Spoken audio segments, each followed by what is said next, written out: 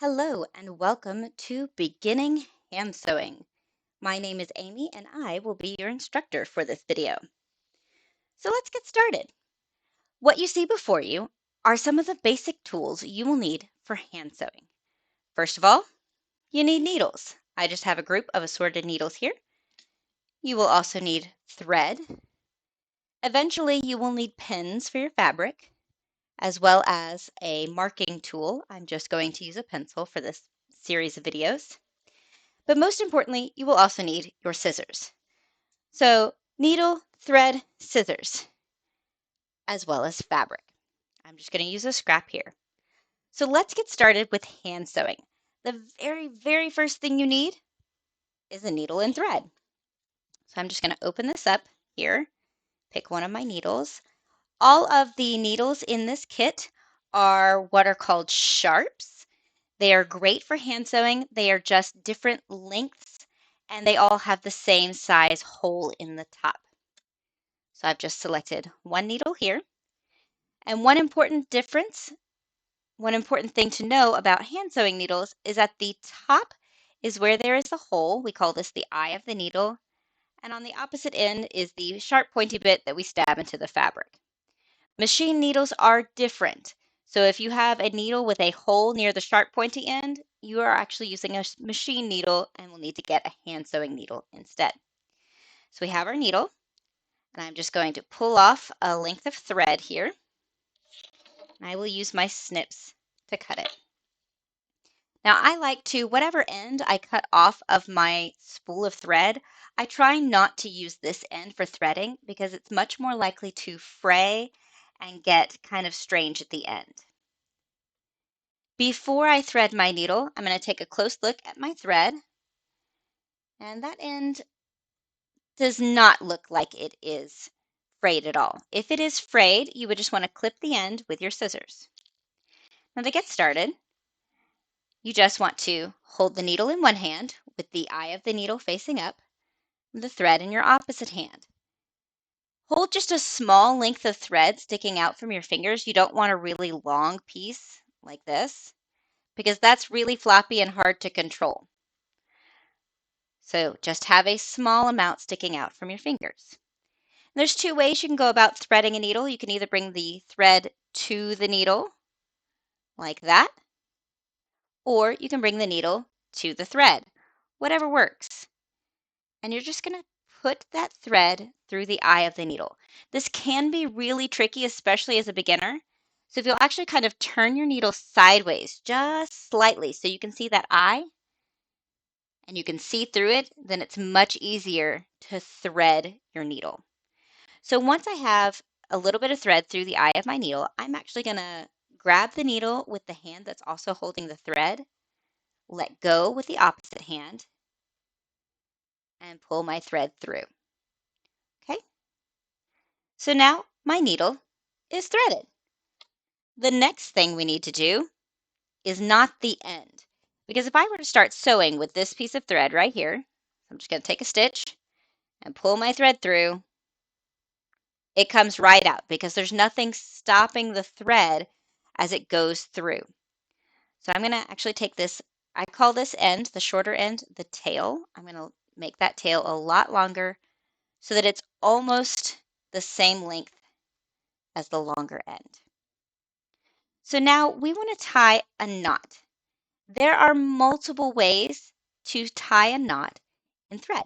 And I highly recommend that you look up different ways to tie a knot when you're starting your thread because you may find a way that works better for you. Some people can tie real easy in different ways. Some people cannot. So here's one of the first methods that I have learned. So I'm going to take the opposite end. I'm going to take my needle. This I find is the easiest method for knotting the thread. It takes a little practice, but you can do it. I'm going to cross the thread over my needle and I'm going to pinch it between my fingers, just like that. So I'm holding the thread and the needle between my thumb and forefinger. Now I'm going to take this end and wrap it around the needle about 3 times. So that was 1, 2, 3, 4 for good measure. The more times you wrap it, the bigger your knot will be. So you can kind of see the thread is twisted around the needle. I'm going to kind of pull that thread down so that I can pinch it around the needle with my thumb and forefinger too, so I can let go and it's not going to come untwisted. So now what I want to do is I want to keep pinching the thread that's wrapped around the needle. I'm going to grab the needle and pull it out. I'm keeping that thread pinched between my fingers. Keeping it pinched, keeping it pinched, keeping it pinched.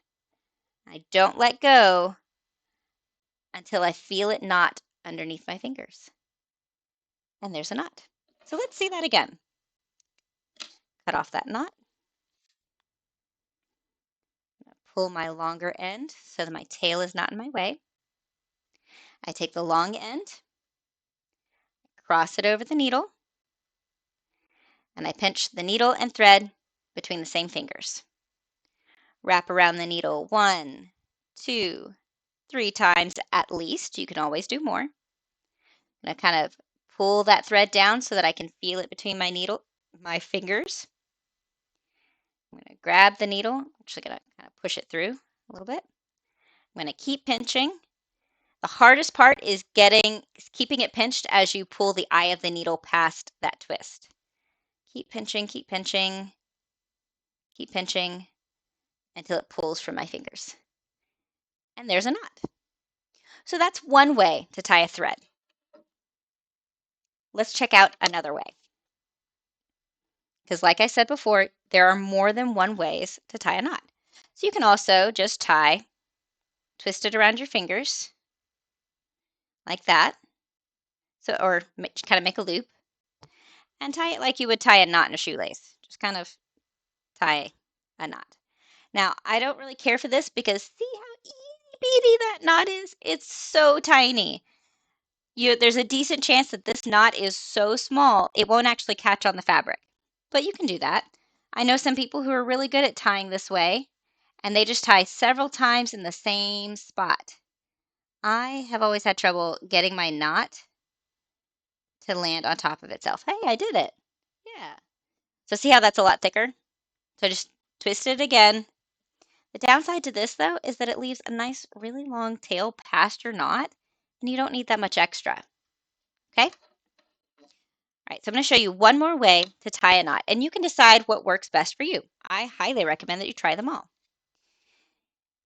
This one is a lot trickier. This is actually how I learned to tie a knot the first time that I learned, but I have since learned that this is probably one of the hardest things to do. So I'm going to actually kind of wet my finger. It works a little easier if you do that. I don't really do this anymore because then my saliva is getting on other people's garments and that's just gross. So I'm going to pinch the thread between my fingers, just like this.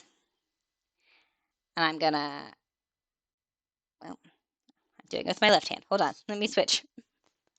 I'm right-handed.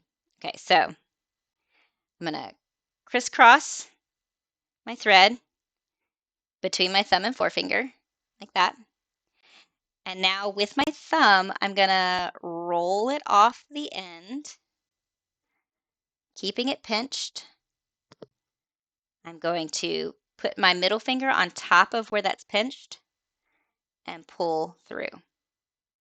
And this always makes a nice thick knot, usually right there at the tail end. I have stopped using this method, but if this is a method that you've seen before and you're comfortable with using, that's totally fine. I just recommend you try to do it without actually getting your finger damp, or if you do, use like water, not saliva from your mouth, which is the old school method. So I wrapped it around my finger, rolled it off, pinch, pull, and there's a knot. And that's it. That is how you get started with threading. So let's cover all of that one last time. So I have my needle. I have thread. I'm going to get a length of thread here. Cut it. I prefer not to thread this end that came off of my spool because it's much more likely to fray and ravel on me. I'm going to pick up my needle. I'm going to make sure I can see through the eye of the needle and thread my thread through. Remember to only have a little bit of thread sticking out from your fingers.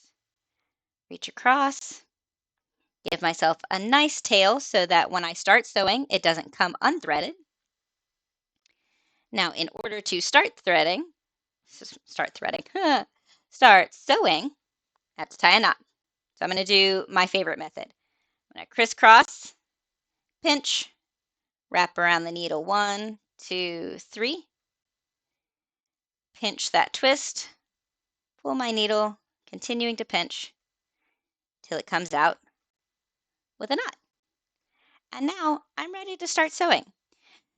So the next thing when you're ready for sewing is how you hold your needle. So you want to make sure that if you are doing, this is called a single thread because there's only one knot on one thread. Yes, it kind of looks like there's two going on here, but there's not. It's just one thread because there's a knot in just one thread. So I'm going to kind of pull my tail so it's nice and long so that as I pull my needle, the eye doesn't come unthreaded. Now I'm right-handed, so if you're left-handed, just mirror this, flip the opposite direction. I'm going to hold my needle between my thumb and my forefinger, and I like to use the other 3 fingers to wrap around this thread so that as I'm pulling my thread through, this tail isn't coming out of the eye of the needle because I'm holding on to it. So I'm just going to take a little stitch right here, just kind of up, down, push it through, and pull. Now, as soon as I have enough here to grab with my 3 fingers, I'm going to do that again. And I pull until I get to the knot. And just do the same thing. Poke through, poke up, and I've always got fingers around the eye of this needle here so that it doesn't come through. Now, eventually you'll start getting to where the extra tail here becomes a part of your stitches. I'm going to force that to happen real quick. Okay, see, now I've got my tail sticking up out of there. I don't really want that. So at this point, all I do is let go with my 3 fingers, pull the needle so that tail starts to shorten. And you'll just, as you take stitches, trade off between, okay, yeah, my tail is good, and my tail is still good. These are very ugly stitches, guys. Oh, now my tail's sticking out, so I'm just gonna pull my thread and keep going. Now that I've done stitches, okay, we've got a knot where we started. Now we need to knot to finish. So I'm actually going to backtrack here just a little bit, take out some of these stitches, and rethread my needle. One moment, guys. Because there's more than one way to do a knot at the end, just like there's more than one way to do a knot at the beginning. Okay, so my favorite method of tying a knot, and this doesn't work for everybody, it's just something that I've developed that I really like, is I will take the extra thread in my left hand and I will go over and under my thread just like that. And if wherever my threads crossed is not right next to my fabric, I just kind of hold both threads until it shimmies down and all of these threads where they're twisted over each other are touching the fabric. I will then put my thumb on top and pull. See? And now I have a little knot there. I usually do that 2 or 3 times because just doing it once makes a very small knot. One of the reasons that I found that a lot of people don't really care for this one is because they have a hard time getting the knots on top of each other. I have somehow managed to not have that problem. I don't really know how. But I just do it about 2 or 3 times till I have a nice thick knot. So that's one way to tie off at the end. And then you would just clip your threads. Let me take another stitch here. Take another 2 stitches so that I'm further away from that knot. Another method of tying off, and this is a way that a lot of people prefer, is to actually go back down into the fabric, take a little itty bitty stitch. You're just grabbing a few hairs. Now with your needle partially in, we're going to wrap it around the needle, kind of like I did when I started. Pinch that and pull. And you usually want to do this about 2 times.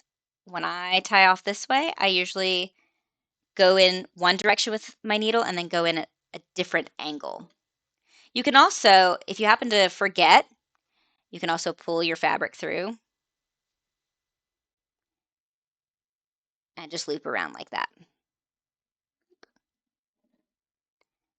And I put my thumb on top just to make sure that it all stays tight where it is. So those are 2 main ways of tying off.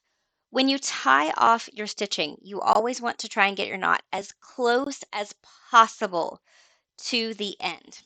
Because here's why. Take another stitch or 2 here. Now I'm going to tie a knot that is not close to the fabric. Tie a knot like there. Okay, can you see where my knot is? It's right over here. Now, if this was a garment, the fact that I've hand sewed that, I can pull these stitches. So since that knot's not right at the end of the fabric, my stitches are not secure. So as you are practicing, try to get your knot as close as possible to the fabric.